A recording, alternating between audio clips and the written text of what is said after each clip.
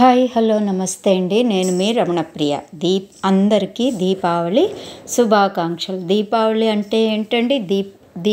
దివ్యల వరస అంటారు. యాక్చువల్గా దీపాల సమూహాన్ని దీపావళి అంటారు.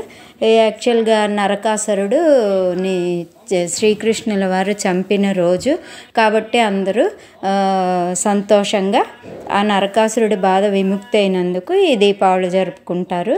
ఇంకొక విశేషం ఏంటంటే సీతారామ లక్ష్మణులు 14 ఏళ్ల వనవాసం తర్వాత అయోధ్యకు తిరిగి వచ్చిన రోజుగా కొన్ని ప్రాంతాల్లో జరుపుకుంటారు.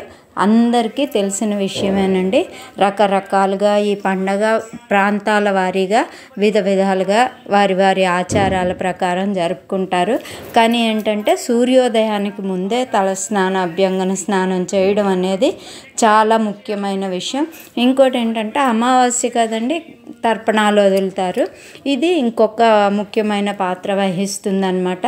దీపావళి గురించి మిగిలిన విషయాలన్నీ అందరికీ తెలిసిందే. అతి ముఖ్యమైన విషయం లక్ష్మీ పూజ.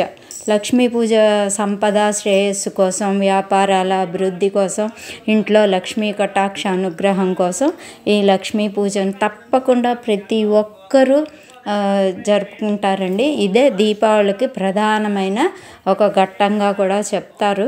ఇది అందరూ చాలా బాగా జరుపుకుంటారు. చక్కగా కొత్త బట్టలు వేసుకుంటారు. థ్యాంక్ యూ అండి. Thank you all.